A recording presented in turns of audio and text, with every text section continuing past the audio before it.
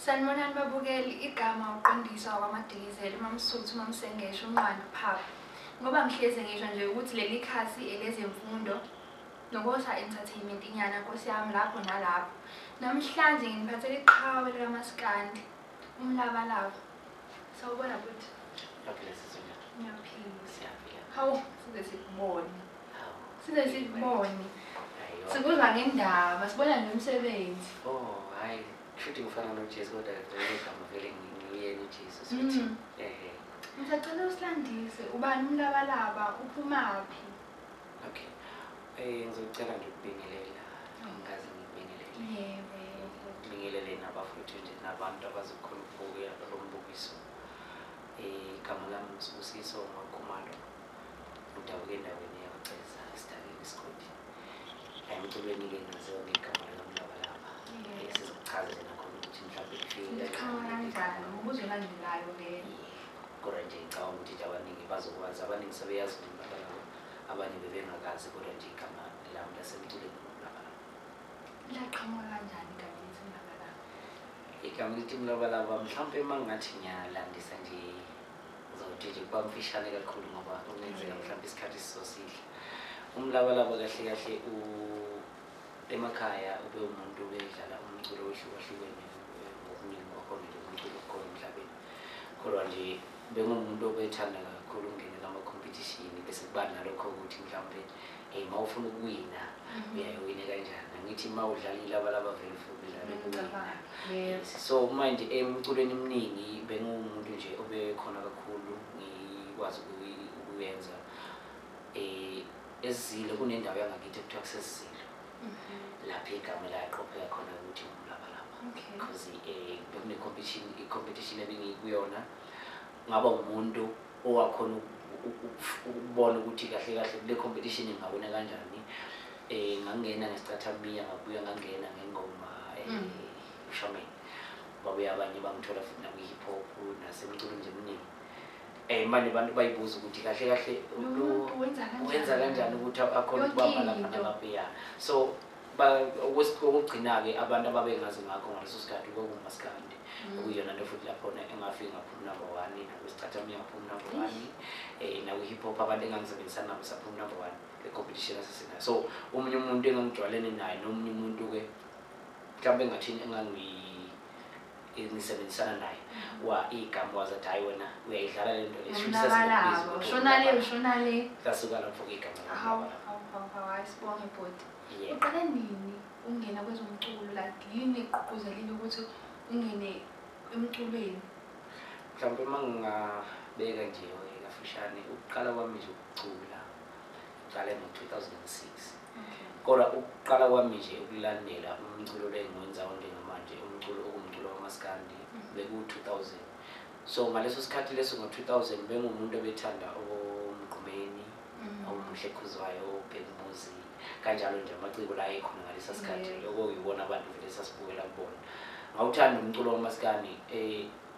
Kutheni ngo-2006 nami ngaba naleso sifiso ukuthi ngokuthanda-ke nawo izinto abayidlalayo like ama-instrument izinto ngathi yazi nami ngiyathanda ukuba umuntu mhlawumbe ongathiwa udlala isiginci noma mhlawumbe i-instrument ethize nje kodwa umculo kaMaskandi. So ngaqala ngo-2000 ngasebenzisana nomunye umfowethu uSamukelo Kanyandeni. Ngicabanga ukuthi abanye abantu bethu bayamazi ngoba unokudlalela nje amaciko amaningi isiginci. So kwawuyena umuntu ungakithi wakhona ukudlala leso istyle esasandile ngalesa sikhathi ngo-2000 2006 istyle soMgqumeni soMuhle yes kanjalo. So saxhumana nje naye ngaleso sikhathi leso kwaba umuntu osisondezayo because wayesazi thina ukuthi siyacula but not ukuthi mhlawumbe uMaskandi sake sawucula. Kodwa ngokuthi sasithanda uMgqumeni sakhona ukuthi sicule ingoma zabo singabi nakho nathi lokhu ukuthi mhlawumbe ngane ingoma esizokwazi ukuthi siyicompose. Ngo-2007 wawumuntu onyukele eGoli sasala emakhaya nabanye abafowethu sasicula nabo kulelo qembu lelo.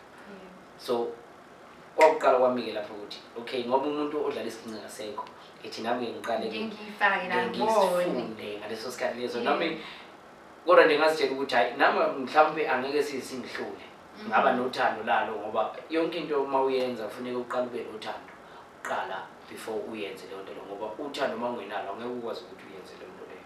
uthando lwakhona labaningi kakhulu nanokuthi-ke abanye abantu emakhaya basebenaleko kuhleba nenhlebo ezifana lezi ukuthi babethi benzani yabo lento efana naleyo mina ngiyangidinwe-ke sebehlulekile manje sebehlulekile ngiyangidinwe-ke mabe umuntu uma ekhuluma into kanjani nothi mhlawumbe ukuthi ngidinwa ngentembi ukuthi mhlawumbe ngizokwenza intembi kuyo ngibe umuntu othanda ukuthi ngidumaze umuntu ukuthi ngeke kuze kungihlule angeke kuze kungihlule ngoba lokhu kade sikwenza bekwenziwa yithi and lokhu ebekwenziwa umunye umuntu like isigini sasingakwazi ukudlala thina and sasenziwa umuntu ofana nami so ngizohlulwa yini mina ukusifunda so usifunde kanjani isigini ngifunda nje isigini mhlawumbe ngasho ukuthi mhlawumbe akekho omunye umuntu okwangifundisa isigini uyifundele wena yes engingakusho nje ngumuntu onakayo kakhulu yonke into eyenziwa ngumuntu ngiba nemibuzo nawo noma kuthiwa mhlawumbe yini ayenzayo ngiba nemibuzo ukuthi kanjani okay so uma yenza kanje kusuke kunganendlela so ngafunda kanjalo nje ngoba even nokunye-ke noma singakafiki kulowo mbuzo but nje engingazama ukuchaza udumo lwakho kwethi nje uthinta wonke ama-instrument uyafika so nje afundeka kanjalo nakhona angifundanga ngokuthini ngiwafunde ngokuthi ngiba nalo uthando lakho ukuthi okay njengamanje ngiyafisa ukuthi ngoba umculo usafana naqala ukuthi mhlawumbe sekufuneka wazi i-instrument eyodwa nanoma imiphi i-instrument kuyafuneka ukuthi uyifunde ngoba kunale feeling esuka kuwo uma kuthiwa wenza umculo esuyidinga wena ukuthi uyiveze wena ukuthi ubani. Okay, yes. Awusitshele ngenye i-instrument eyodwa nje oyidlalayo ngaphandle kwesiginci ngoba siyazi ukuthi isiginci siyasishaya. Ngiyadlala i-basket. Okay. Yes, i-basket-ke ilokhu njana ngisho ukuthi ingane yayo isiginci. Yes, ngoba kuthiwa i-lead guitar nje uqala ngapha before uze ngapha kwi-basket. Nawo uyifundiswa? Angikaze ngize ngiyifundiswe. Wayifundela? Ngayifundela nje ngoba uthando phela into ebalulekile. Yonke into masiyenza ngithi siyenza ngothando. Cha unalo uthando lomculo and kayiveza akudingi ngisho usho. Angithi yabona ngathini nje mawumuntu noma mhlambe ufisani kuwena leyo nto leyazi mawuyilandelela kuba nama-challenges vele amaningi ozohlangabezana nawo kodwa mawuthi unesifiso sokuthi ufuna ukufika lapho ufuna ukuthi ufike khona angeke kuze uhluleke ukuthi ulwisane nalezo ngqinamba osukubhekene nazo ngaso sikhathi ngoba kuna-something ukuthi uyifunayo. Yebo. Uqale nini ukukhipha lapho uthi okay ngoba nakho sengiyasazi isigima sengiyifundisile isigima. Uqale nini ingoma yakho yokuqala uyikhiphe nini? Mhlawumbe nje ngizothi nje uqala nje lapha emuva kancane ngo-2012 ngiqala nami mhlawumbe ukwenza i-sound engineering emakhaya. La ngiqale khona mhlawumbe ngabo-2012 but ukurelease i-album because ngaleyo 2012 kuya ku-2015 bengumuntu osesemakhaya. So uqala kwami ukurelease i-album bese ngikhona la eJoseville i-album like ukuthi mhlawumbe sengikhiphe i-album ezokhona ukuthi isabalale nakubona wonke umuntu. So ngiqale lapho-ke ngo-2019 ne-album yokuqala ethi Sibomvu Inhliziyo. Yona album yami yokuqala-ke until uze manje. Umlabalaba unama-album amangaki? Umlabalaba unama-album awu-5. Okay. Yes. Awusichazele kancane nje ngama-album wakho. Mhlawumbe uma ngingathi ngiyabeka nje ukuze ngizohlukanisa ama-album ngohlukahlukana kwakhona. Eyokuqala iphume ngo-2019 ethi Sibomvu Inhliziyo. Eyesibili iphume ngo-2020 ethi Impande Yesikhova. Ngo-2021 ngenze i-album yami ethi Njengozahara. Okay.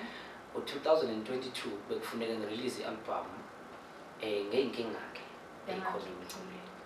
Engakwazi ukuthi irelease ngo-December. Ngigcina ngilindela ngizoyikhipha ngo-2023 ngephasika. Inhlanhla-ke ngingazi ukuthi mhlawumbe noma iy'nkinga noma ama-challenges engahlangabezana nawo lapha engikhulisa noma mhlawumbe kwakuna-something isiprofetheka ngaleyo ndlela leyo. But nje i-album yami yango-2023 yangenzela umehluko omkhulu ngoba abantu abaningi bebengazi ngomlabalaba baningi kakhulu abesebazi ukuthi kanti lo mlabalaba ubani yena. Isibhamu somlabalaba.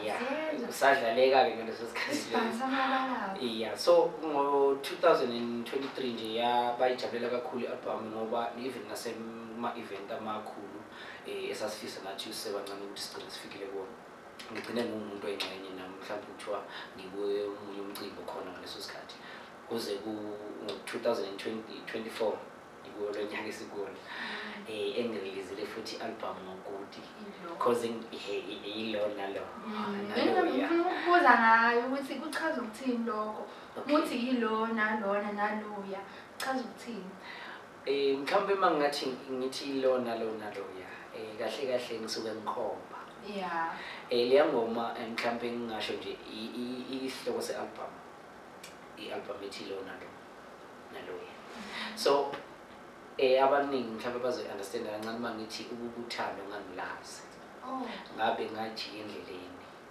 kulaba babeya khona ngathatha olukamama ukuze ngibe nalo mqondo ukuthi ngathatha olukamama ngoba baliphulile baliqeda laba bantu naloya so angithi uma usothandweni angeke uthi mhlawumbe uzogive up uthandweni ngeke uzogive up yabo ngoba mhlawumbe ungathi uyazama nalo okay mhlawumbe kube nenkinga-ke uphinde shift uzame uqhubeke nempilo ngoba phela angeke kuthiwa mhlawumbe ngoba usuhlukene nalo mhlawumbe usuthi othandweni sewumile kuzokwenzeka nawe mhlawumbe ngoba umuntu uyaphila emhlabeni uthando wakhanda ngalo so uzoqhubeka naye lo agcine sekuphula so manje mase begcina sebebaningi ugcina sewulimala kakhulu usubona sengingasalanga ngisho nethabu leyo nto leyo so ingoma isukela lapho kahle kahle okay hayi siyezwa bhuti siyezwa angithi ngikubuza ukuthi ngiyengibuza ukhuluma ngesikole ukhuluma awukungidandize kancane ngendaba yapho nesikole sizwe okay le sikole ngiyayithanda ngoba nani ngiyayithanda mhlawumbe ngiyafuna ukwazi ukuthi no ngoba thina umphethi wemfundo siphehla imfundo la ekhaya kakhulu no kahle ngingasho ukuthi esikoleni mina kwaba khona lokho nje ukubona isikole singabalekile ngani ngoba ngalesa sikhathi lesiyana ngicabanga ukuthi mhlawumbe uqala kwami ukudlala isiginci ngaba umuntu oba nothando olukhulu kakhulu ngangabona ezinye izinto eseceleni even nanokuthi mhlawumbe ngize noma mhlawumbe ngangabibikho esimeni sokuthi mhlawumbe ngaba nomuntu ekuthiwa ngiyamthanda ngoqiniso kodwa ngingaboni umthayi ngangizitshela umthayi abantu engithi ngizobathanda beseceleni umuntu ozoba isithando samampilo yes so ngaba nothando olukhulu kakhulu ngoba mangaphosisa ngangifunda ku-grade 4 ngangifunda grade 6 so ngangifunda grade 6 ngagcina ngomuntu othi okay ngoba isiginci sengiyasazi noma ngingakasazi perfect but umehluko uyakhomba ukuthi kune-way forward so ngaleso sikhathi leso ngaba umuntu ohlehlayo esikoleni ngathi awuthi-ke ngibambe isiginci ngibona ukuthi sizawungenzelana ngoba ngiyasithanda yabo so kwahamba nje mhlawumbe ngiyekile nje esikoleni kwaphela 4 months kodwa ngabona ukuthi hayi akukabi siye lento engiyifunayo nalento engithi ngiyayithanda ngibona ngathi isamile angeke ikwazi ukuthi ngiyenzele lento engiyifunayo yabo so ngayeka ngaphinde ngabuyela futhi ngaphasa ngaba umuntu futhi ofunda grade 7 uba nokugqugquzelayo kulezi ikhathi ukuthi beluyeka futhi belubuyela khona umuntu ogqugquzelayo mhlawumbe ukuthi no akekho umuntu ongigqugquzelayo umuntu ngingasho ukuthi ngigqugquzela mina ngokwenhliziyo nokukhuluma ngoba phela yazi kwesinye isikhathi kufuneka mhlawumbe masikhuluma sisodwa sikhulume mhlawumbe kuzoba khona ukuvumelana kodwa masuweda kufuneka ukhulume nonembeza wakho ukuthi wena lokhu sengikwenzile kodwa ngibona ngathi lana kuzokushaya so ngabona lapho ngaleso sikhathi ukuthi hayi khona lapha engizohamba khona ngigaqele so angibuyele esikoleni ngabuyela ngaphasa ngaya grade 7 nayo grade 7 okusho ukuthi mhlawumbe ngokukhula nonganaki nokubona ukuthi hawu kwase kuba nomehluko lana la so kwa grade 7 ngibe umuntu mhlawumbe okhonile ukuthola isiginci esi-right esasisisha because ngisafunda grade 6 ngangumuntu vele onesiginci sidala like that so mase ngifuna grade 7 ngathola isiginci esi-right sangikhalela sathi masikhala sakhala umehluko omkhulu kunalesi yeah so akubuye ngabona lapha di lo kushuthi uthando laselikhulu kakhulu ngaleso sikhathi shuthi ngeke awuthi ngiphinde ngiqhubeke ngiyozama futhi lapho ebengithi ngizama khona yabo ngaphinde ngaba umuntu oshiyayo futhi esikoleni ngoba nakho sesikhala kahle kunalesi ebenginaso yabo so kwaba kanjalo ngaphinde ngayeka ilapho-ke engingasho ukuthi mhlawumbe kunothisha wayengifundisa kwa-grade 7 because wabona indlela okwenzeka ngakhona ukuthi lo muntu nothi ukuthi isikole akasithandi nothi ukuthi futhi esikoleni akafeyili uyafeyila yonke umsebenzi wakho right but into emphazamisayo la nansi engingakubonga ukuthi waba nomqondo wokuthi isiginca ngize nasesikoleni because uyabona ukuthi even noma mhlawumbe kuthiwa isikhashana lesesincane enginaso noma mhlawumbe break or mhlawumbe kusangena isikole uyazi ukuthi ngivele ngizofika kuqala ngijabulise nesiginci sami before kuyiwe emaklasini so wakuyena umuntu nje owaba nesibindi wangibiza uhlala phansi nami wangitshela ukuthi no ndoda yazi ngiyakukhulula esiginci sakho ngoba ngiyabona ukuthi isona osithanda kakhulu woza naso esikoleni yabo so nami kancane nje lokho ngizidlala-ke sagcina sesingena kwangabe ibikho mhlawumbe kuthiwa angithi la esigincini kuba netayela ngithi isitayela sabantu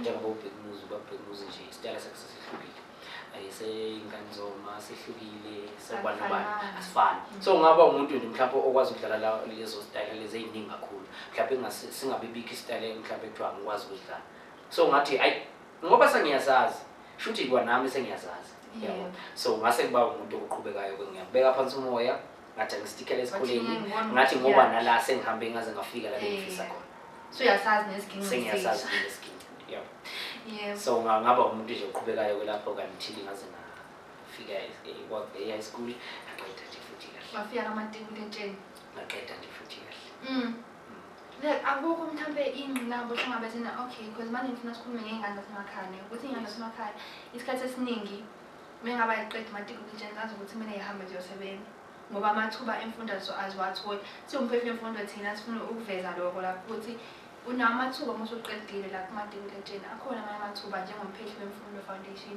angakwazi ukuthi akufane mhlawumbe yini ekwenzeka ukuthi ungaqhubeki mhlawumbe ingoba ubuthanda isiginci bese sifikile isikhathi sakho sesiginci noma mhlawumbe ube nenkinga yey'mali mhlawumbe nje engingasho nje ukuthi ikahle kahle vele mhlawumbe ngifunda u-grade 8 ngadecide lapho ukuthi okay umsebenzi wami vele esengiwubona uza kancane kancane izinto noma mhlawumbe kunengqinamba noma sekukhona la ngigive up khona ngibona ukuthi namhlanje kungcono na next year futhi ngicabanga ukuthi kuzobe kungcono kakhulu kunalokho ngabona ukuthi ngaba nelesifiso ukuthi okay ngifuna ukwenza i-sound engineer yes ngahlaleyo-ke ngaphuma-ke esikoleni ngayenza ngakhona yonke into yami yahamba kahle but ungathini kwingane ibukayo ekhaya efisayo ukuqhubeka nokufunda efisa lamathuba kanjena namhlawumbe iqhubeke iqede uMatikuletsheni ifunde like yini ongayisho kuyona mhlawumbe kwingane encane ebukela kuwena cha engingakusho nje okokuqala yazi esikhathini saphambilini impilo ngicabanga ukuthi yayilula ize ngathi noma mhlawumbe sayifica isinzima but yayingekho nzima kangako yes because wawukhona ngaleso sikhathi ukuthi uyiveze ikhono lakho khona kube nabantu abakhona ukushesha ukusondela kubo so engingakusho njengamanje ayikho into ebalulekile ukuyivuna ngoba even kwanami lokho engikwenzayo kuba kuthiwa mhlawumbe ngayeka isikole ngaba angikwazi so engingaqhuquzela kakhulu abafundi abantu esikoleni and futhi okwesibili uma ufunda esikoleni akahloniphi angahloniphi yazi kahle kahle uma usesikoleni inhlonipho yakho nothi ukuthi mhlawumbe isuke nje uzohlonipha umuntu ohamba ngaphandle nanani inhlonipho yakho isuke iveza ukuthi wena uphuma kuliphi ikhaya and futhi okwesibili ekuphumeni kwakho kulelo khaya lelo ikuphi asebekufundisile wena okufunayo yabo ngoba ngesikhathi bekufundisa inhlonipho bazokufundisela ukuthi vele nakusasa nalapho yakhona ukhona ukumelana nezinye izinto ezithize uhloniphe nabanye abantu ngoba abafundi uyobathola phambili kunabanye abantu abakunikeza isipho phambili akungebona abantu bakini yabo so uma ungakhona ukuthi uhloniphe esikoleni uhloniphe uthisha ngoba uyazi kunesinye izinto esinokuyibuka njengamanje la kuma-social media thola ukuthi iy'ngane azisezilwa nothisha zenza okuyiyona into leyo e-wrong but bona ngeke beze beyibuke ngoba esikhathini samanje vele abesekho abantu abaningi abakwazi ukuthi batshele iy'ngane ukuthi yazini le nto yenzayo noma mhlawumbe okuthize nokuthize kuzohamba kokulimazela. Yes, so nje ukuthola lesi sikhathi sokuthi mhlawumbe kube khona lokho esikushoyo ngicabanga ukuthi mhlawumbe nobani yokhona ukuthi athole lo mbukiso kuyomsiza kakhulu umuntu osesemncane ukuthi akhona ukuthi amukele impilo ngaleso sikhathi ukuthi njengamanje lokho anakho unakho lokho angenakho uyokhona ukuthi uthole ngaleso sikhathi kodwa uyokuthola ngani ngokuthi abekezele abe nenhlonipho. Yes, lokho nje engifisa ukuthi Futhi bengifuna ukubuza ukuthi luthini uvo lwakho, uthini umbono wakho ngale beef eyenzakala kuma-social media phakathi kwabaculi bamaskandi? No, yazi kahle ngingasho ukuthi ukunqofana kuhle kubi futhi. Ngizokhuluma ngobuhle babo kuqala. Ubuhle bakhona sithanda umaskandi nje kwanathi kunabanye abantu futhi abavelele emculweni wamaskandi ingoba bakhona ukuthi banqofane sakhona ukuthi isibabheke ukuthi obani laba silalele ngapha nangapha yabathatha labo bantu labo okuyibona bokuqala bakwazi ukuthi banqofane yababeka la okunamhlanje umaskandi ungabo. Okay. Okwesibili engifuna ukusho ububi babo kwaba nabantu kodwa abathola ukuthi mhlawumbe abasazwani ngokuqiniso noma mhlawumbe sekunokulwa lokho kweqiniso kanti la mhlawumbe kusuka ukudlala kwabanye bese bekuthatha serious. Lokho kuba kubi ukuthi sekuba nabanye abantu asebenenzondo yeqiniso. So engingakusho nje futhi nobubi bakhona lento inabanikazi not ukuthi nobani ifuneke naye mayibona ukuthi okay la wenziwa ukuthi kuyathukwana la bese ethi naye uzothukwa. Yenza into yakho wena osuke naye nasemqondweni nayo nenothando kayo not ukuthi uma ubona abanye abantu uthi okay bayathukwana nami sokufuneke ngithuke omunye wami. Especially futhi esikhathini samanje kumaskandi ayisasibenzi lonto leyo. Usuke wayithola mhlawumbe usesimweni somncofana nomunye umculi kamaskandi? Ngasho nje ukuthi noma babe khona ababefisa sikwenze lokho angazi ngize ngibe nalo loqozi lokuthi nami ngicela ngikwenze ngoba ngabo kakhulu ukuthi lokho angeke kuze kungisebenzele mina. Angisiyo umuntu odlame noyempilo kumaskandi, mina ngisebenza nawo wonke umuntu. Ngoba ofisa ukuthi nje ngisebenze naye for kwi-feature ngiyasebenza naye or umunye ufuna ngidlale i-keyboard or i-bass guitar or ini yabo ngiyasebenza nabo. So uma kukhona omunye umuntu athi ndoda sisamokuthi ngibe nomqondo omningi nje ukuthi yazi lento le kulo msebenzi esenginawo noma lokho esengikwenzile izongibuyisela phansi lento. Ngoba igama lakho usulakhe. Yeah, sengisebenzela igama lami so ngikwazi ukuthi mina sengizokwazi ukuhlukanisa abantu abafuneke bengithande kufuneke bengakwazi ukungithanda. Because phela mangathi sengiqala ngikhona ngimncofayo laba abantu abamthandayo yena zifune ngazi ukuthi mina senginyama.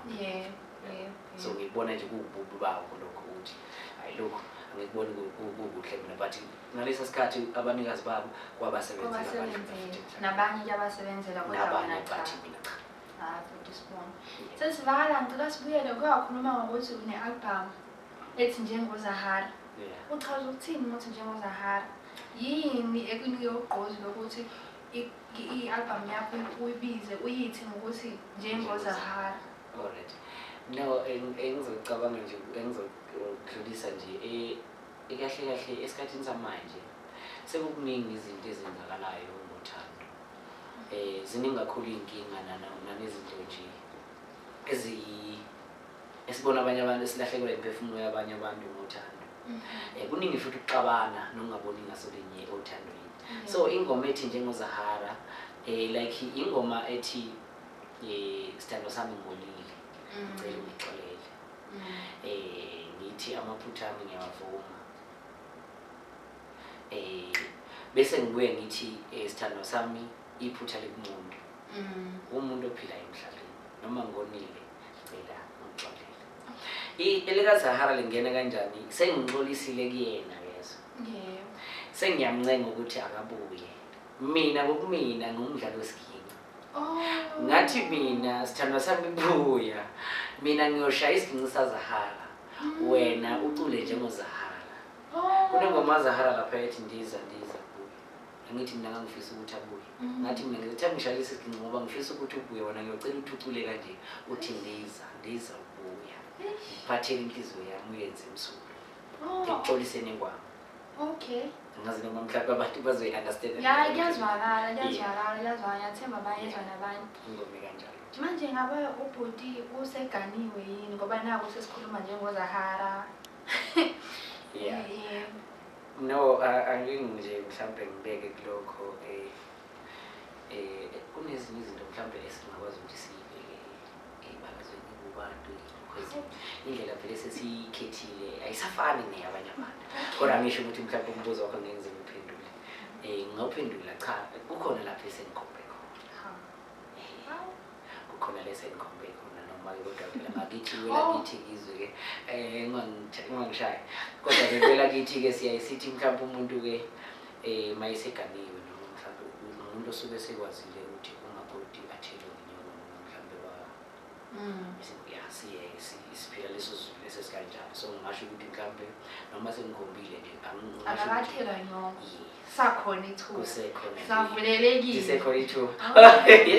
Ayilithi ithuba lakho ukuyindile. Yeah, into enjalo.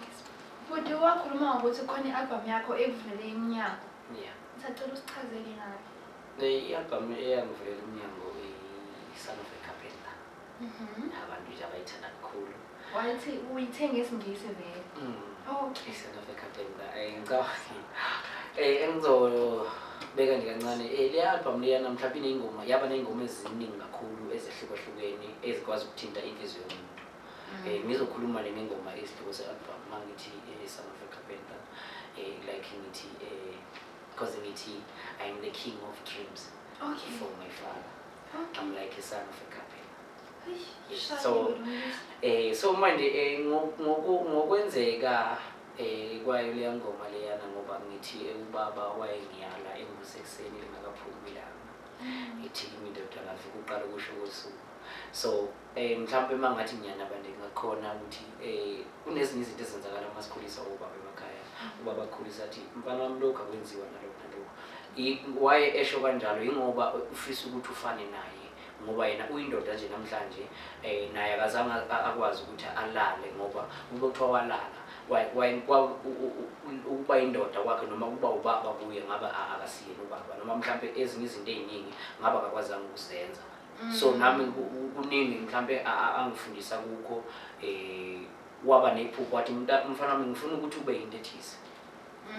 Yes, so ngakhula ngifundise izinto lokhu nalokhu ngagcina nje ngumuntu oseyilento namhlanje oyiyona ayifisa yena ngoba phela ubaba wayemuntu ecula isicathamini. Yeah. Noma ngehlukile ke kuyena but ubaba wayecula isicathamini. So mina ngenza okunye okwehlukile futhi ekhaya. Yize noma ayifisa ukuthi ngenze umculo kodwa engakhetha ukuthi ufune ngenze umculo. Hey. Insizwa yakwabo umlabalaba insizwa yakwabo cha ukuthi ngoba kuthiwe ungakatheba ngenyonga bohlola ukuthi ayisisi sorry lapho hlezi khona sorry shuthi nginqese shushu umntanami shushu umntanami yebo ngiyakuzwa umlabalaba yini abhizi ngayo manje simtholaphi ngenzokuxhumana ubhizi like yini ubhizi ngaso mesifuna ukubona singakubona kuphi. No, mhlawumbe nje ngisho ukuthi endaweni eningi sengiyatholakala kuzo. Ngokukhula phela komsebenzi ngoba bengiyatholakala nje kanjalo.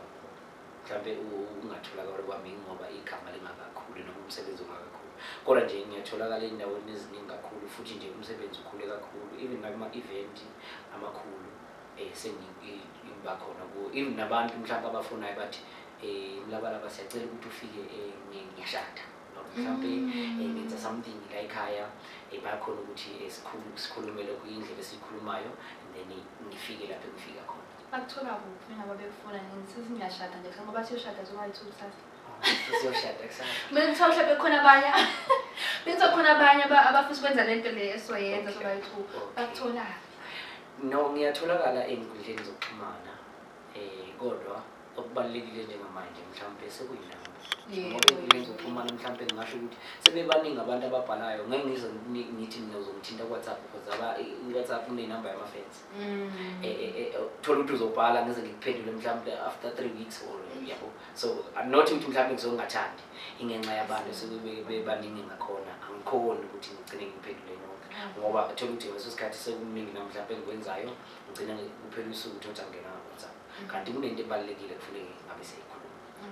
So ngiyatholakala enambeni yami angazi noma ngayimemezela. Okay, it is 081 436 9335 iyona namba leyo engitholakala kuyona. Ngicabanga ukuthi abantu kuyofuneka bakwazi ukuthi bangifonele WhatsApp ngabhala but angitholakali kakhulu WhatsApp. Hayi, okay, but Sibonge akukho mhlawumbe ufuna ukudlulisa kubalaleli nabalandeli bakho sesiqeda.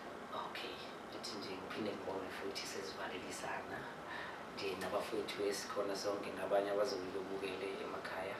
Ngizocela nje ukuthi ngidlulise nakho singenza wethu sibonga amandleni enwenzile kumlabalaba makhulu kakhulu futhi ngiyafisa ukuthi akhule kunalokho ngoba uthando leni luyakhula mihla namalanga. Ngiphinde futhi ngigqugquzele nabanye abafowethu abasezayo emva kwethu ukuthi bangapheli amandla indlela hayi asazi nathi lapho siyophelela khona ukuthi siyophelela lapho mhlawumbe namhlanje kimi ngingaright kusasa kube right komunye nakimi futhi kuphinde kube ney'ngqinamba yohlangabezana nazo. Ngicela nje ukuthi sihloniphane nanoma mhlawumbe unothando olungakanani njengabantu abangama-fans sihloniphane nabo sokwazi ukuthi sibahloniphe. Ilokho nje ngingakuhlekisa bona nokunye kodwa siyobe sixoxe ngoba akupheleli ukukhuluma. Hayi, akuphelile soke sikubone bhuti. Sibonge bhuti Mlabalaba ngoba eseshilo ukuthi utholakala ey'nkundleni zokuxhumana nenamba yakhe eshile umdinga uzomthola enambeni yakhe. Sibonge ukuthi ubhuti uthobekile Nkosi yami, niyambona ukuthi uthobekile. Siyabonga ukusebenzisana naye. Please do subscribe on our channel because you know ukuthi ngeke uzoyithola i-funding ungasubscribe-ile. Sibonge soke sibonane. Mlabalaba baba ngiyabonga ukuthi ufike uzosisekela usekele imfundo. Ngiyabonga sikuzwile nje ukuthi wena futhi usuka kude kabi ekade uwa uvuka emfundweni awuyena umuntu wamahithi emculweni kuphela kusho ukuthi nasemfundweni ngakuthatha njengomuntu okhipha amahithi ngoba kunzima kwabanye abantu abaningi ukuba bephinde bevuke wena kodwa ukwazile ukubonisa ubudoda wawe emfundweni waphinda wavuka.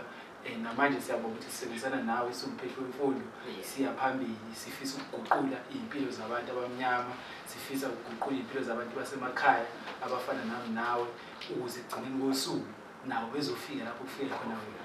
uNkulunkulu akubusise mfowethu baba indlela zakho zikhanye zonke emculeni. Siyabonga nakho esikuphathele khona njengomphethe wemfundo. Nawo siyabonga kakhulu azaba amakhulu amagama besingalindeli ukuthi singathola lokho kodwa-ke ngoba siyahloniphana sinikezana nothando. Sibonge kakhulu. Siyabonga baba. Siyabonga.